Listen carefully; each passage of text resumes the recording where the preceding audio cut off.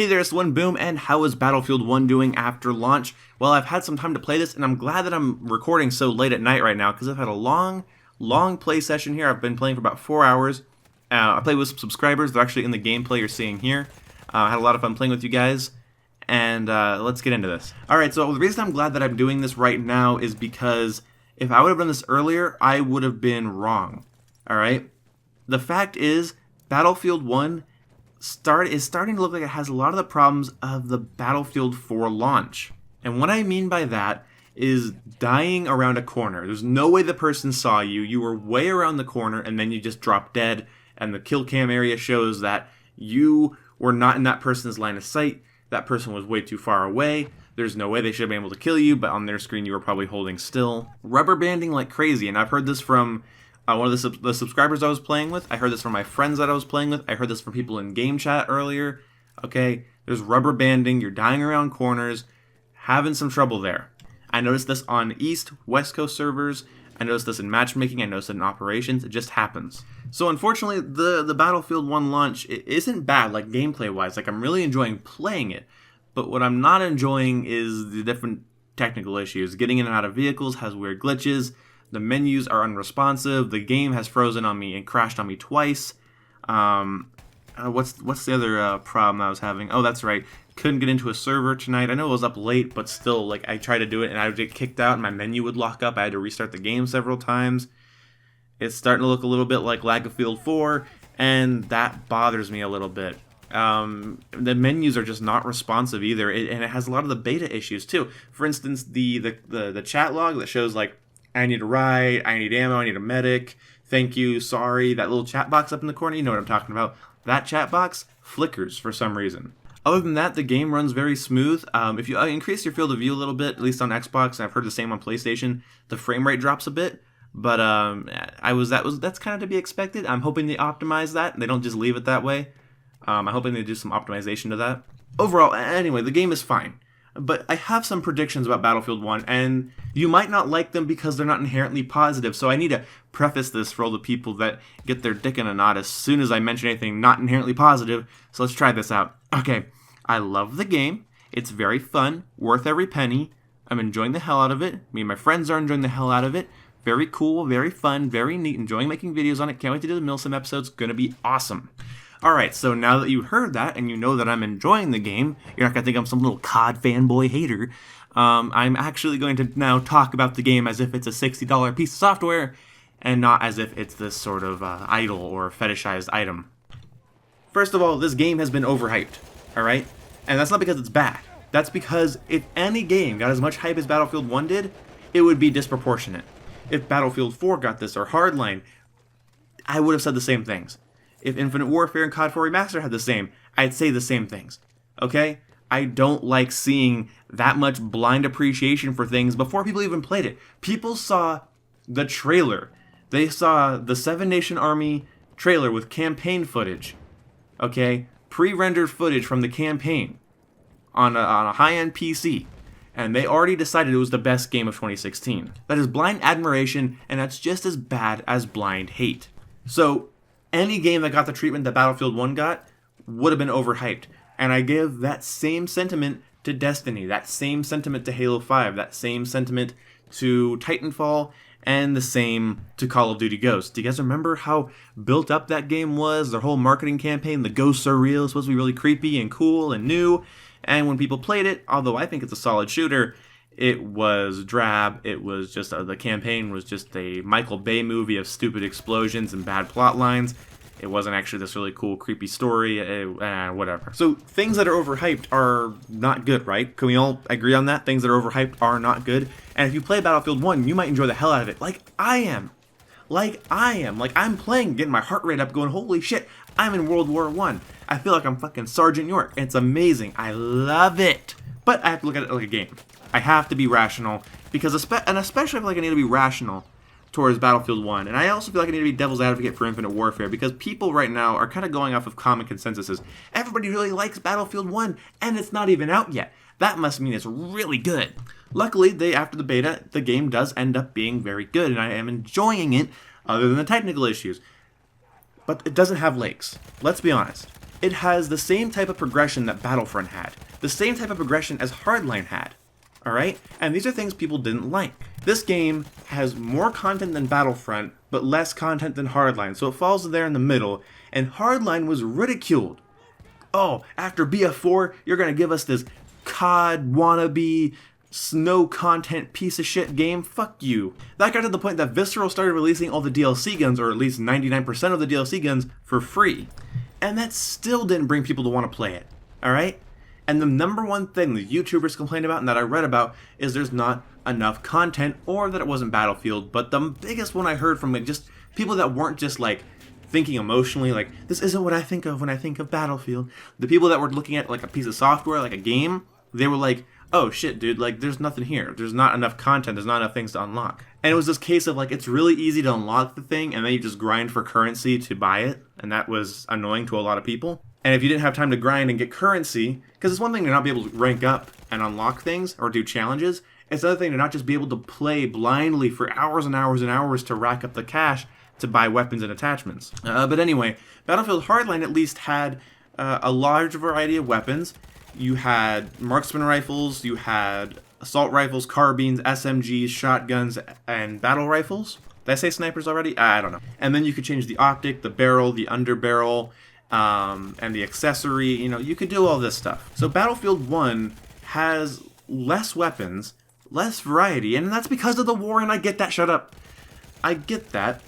It has less of all these things, and then it has less attachments and customization. Oh, you can change the sight to a different reticule if you're using a scope. You can change the sight to a different shape if it's on an iron sight. You can change the magnification. You have about 4 options there, and you can change whether you have a bayonet on or not. Good fun, have fun. That's not bad in and of itself, but it has to be looked at objectively. Don't you guys think that maybe we've heard these complaints before?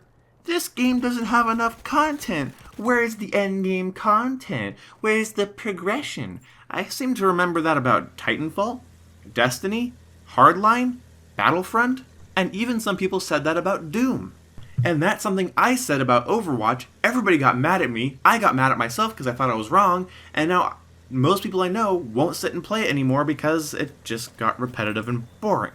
So I know that a lot of you fell in love with my channel because of Milsim or something, and so a lot of you guys are very skill-based. The game has to be about skill. It's got to be about reaction time and strategy and tactics. It's got to be about proper this and proper that, and you have these standards, okay? So me talking about content sounds like some petty shit, okay? Even though historically, just in the last couple of years, that's not been petty. That's been number one. Just in this generation, since the Xbox One and PS4 came out, the biggest complaints have been about content. What about No Man's Sky? Infinite planets, you'll never see all of them, blah blah blah, but there's no multiplayer, there's no guns, there's no cool shit, it's very repetitive. You give players 18 billion planets in a sci-fi game, a sci-fi exploration game, and they still get bored? Because we have a standard for content. So if you have a standard for how much skill a game should take, or a game should be simple, like Counter-Strike, yeah, games need to be like Counter-Strike, with very few weapons and very few customizations. So it's all about skill, okay? Because I know we've all forgotten what it's like to sit on a couch and enjoy a game because it's fun, innovative, interesting. I know, we're done with that. Everything needs to be about skill, whatever. But you have to respect the standard people have for the amount of content in a game, just as much as everybody else needs to respect your standard for how much skill is required. Seriously, if somebody comments on this video before watching that part, they're gonna fucking be pissed. So when it comes to content, I think Battlefield 1 lacks legs, and I have a deep, burning anger for the fact that Battlefront and Battlefield 1 have the same business practice. Here's a really fun game. It's engaging, it's enjoyable, it's a little bit nostalgic, it's a little bit new. You like it, don't you? Well, I know from a Star Wars game, you guys are expecting space battles. You want to play as Chewbacca, right? You want all these things? No. Fuck you. You have to buy our season pass. You have to buy our DLCs. Then you can play in space. Then you can play as Chewbacca. You're not going to see the fucking Death Star until you buy our DLCs. Does that seem right to anybody that a Star Wars game launched without space battles and then added them in as paid fucking DLC? And they even had a game mode where you could fight each other in spaceships, in the starfighters, in the X-Wings, whatever you want to fucking call them. You could have a battle, but they made sure it was on purpose. They made sure it was not in space, so they could release it as DLC and charge you either $15 for it or $50 for the season pass. Lando Calrissian, DLC. Cloud City, DLC. And don't get me started on weapons and cards in Star Wars Battlefront that give a lot of advantages. Okay, there are cards and things that just give players advantages that I don't have because I don't have the DLCs. It's fucking ridiculous. Move over to Battlefield 1. Hey, you expect this World War I game to have some Russians in it? Maybe a little French, you know? No, fuck you. The rest of the war, this war that really happened, this war that's historically documented, the rest of that will be in our $50 season pass. I will take your money now, please. Oh, but boom, who cares about that? The core game is good. Yeah, the core game is good. But at the same time, can't we be a little frustrated about something that's actually frustrating? I mean, the fact that people are more upset about the fact that Call of Duty's in space, even though it comes with the best Call of Duty game ever made, COD 4, that makes me so mad. Oh, but you know, Battlefield 1, that doesn't, I'll unlock the rest of the factions and the rest of the war throughout DLC. That's pretty cool. That's fine. I'm okay with that. Uh-oh. Call of Duty's got laser beams. That makes me so mad. I might piss my pants.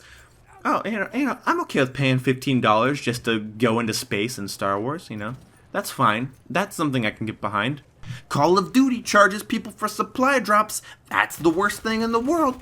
Oh, Battlefield makes it so I have to buy a dedicated server. I can't start my own local machine. I have to buy and rent one of their dedicated servers. That's okay. I mean, I didn't need this $10 anyway. That can go to server. That's fun. EA does this shit, all right? Ubisoft can't finish a game and they lie in their advertising. EA finishes the game, cuts it in half, or that's a little dramatic. That's some BD Dobbins level dramatic there. Takes a game, cuts off a solid fourth of it, and sells it to you as DLC. Instead of fun, exciting, innovative DLC, it just feels like the rest of the game. Space battles aren't a fun addition to Battlefront. The rest of the factions are not a fun addition to Battlefield 1. That just should be the game, okay? Battlefield 2 takes place in the 1940s during the start of the Second Great World War. Boom, boom, boom. Pre-order now and get access to the Japanese faction. Pre-order now and get the Pearl Harbor bonus map. Oh, but here's where I'm going to piss somebody off, and I don't care right now. When you buy a Call of Duty Season Pass, you know what you get? You get maps. You get multiplayer maps, maybe a gun, okay? You get maps. Maps. Maps add variety. They add a little bit more scenery. They add different things for you to see and enjoy, and most people just end up deleting them later, but people enjoy playing on them when they come out for the next couple of months. And to be honest, EA's best DLC practice was on their game with the least amount of content, and it was also some of their worst DLC decisions. Titanfall never had a DLC gun, even though people begged them for it. Titanfall had no DLC weapons at all, but all the DLCs are now free.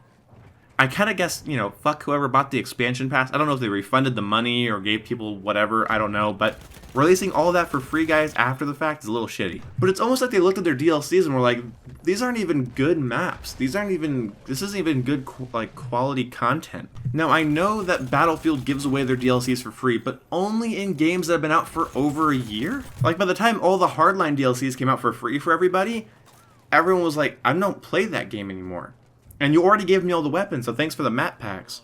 And even though Battlefield 4 had all the DLCs for free, I still couldn't get into any other game modes but Conquest. Okay? Carrier Assault, Chain Link, nah, I don't fuck with that. Apparently, I have to play Conquest on vanilla maps, or I guess I just don't get to play. So just bad timing, and it was a cheesy way. Okay, no, that's not cheesy. Giving out free DLC packs is good. But they just did it to, hype people up for Battlefield 1 and not to actually bring players the rest of the game. But that in lies what I want to talk about is those games had map packs and weapons. Okay, Battlefront and Battlefield 1 will just have the rest of the arc, the story arc for Star Wars, and the rest of the Great War. That's ridiculous. Everything that was in Battlefield 1's DLCs should have been in the launch game, and the DLCs could be fun, innovative maps that kind of play around with the World War I setting. They don't have to be crazy, colorful, bouncy maps. Don't think I'm saying that. Just they could have focused on bringing them to different areas within the war and not just giving them the rest of the war. It's like this part of the war doesn't happen until you buy our new premium pack. Does that sound good? So this kind of turned into a tangent, but this is still very valid. Okay, so let's recap. EA and DICE have shitty DLC practices as of late, and we have to draw attention to that. Okay, let's pull our negativity away from the fact that Call of Duty's doing some space bullshit and focus on the fact that the rest of your game is locked behind DLC. Whether you have the DLC or not, objectively, that's bullshit. Also, Battlefield 1 is having a shaky launch in the sense that it's not terrible, but there's still some problems with lag, dying around corners, rubber banding around corners, people eating more than 6 bullets up close by a Lewis gun, that kind of shit. My friends have actually been recording clips on their shitty bullshit deaths, and yeah, they're pretty atrocious. And final thing for the summary here, I love Battlefield 1, it's a great shooter, I just think we need to look at it objectively right now, and I still know that's going to piss people off, and that pisses me off, but here's the thing. If you want to comment on this video, you will have to have watched to this point, so put down hashtag boom loves Battlefield 1, BF1. Hashtag boom loves BF1. If you do not have that in your comment, you did not get to this point in the video, you're not watching this right now, and that means your comment means a lot less to me. So if you have commented without that, I will just send you back to the video. I'll say watch all the way through. If you say no, well then your comment either gets removed, you get blocked if it's really nasty, or I just completely ignore you. Because if we're going to be this belligerent and opinionated, we're going to be swinging our fists, we have to hear people out. And I'll hear you out if I know you've heard me out. Alright? So, thank you. And if you're going to leave me an essay about how I'm wrong, leave. Because these are my opinions, these are my prospects, my ideas, my indulgences, my caffeinated water, blackberry flavored, 100% natural. Tastes weird, to be honest. What am I on about? Okay, that's right. I'll see you when I see you. Goodbye! Battlefield 1 is a better game than any other game because... Well, it doesn't have jetpacks, it's not in the future. It's got some... It's one of the first big AAA World War I games, and, it's very pretty. Ah, fuck it. I guess it's just a pretty good game that I enjoy, and I should stop sucking my own dick over games that I play.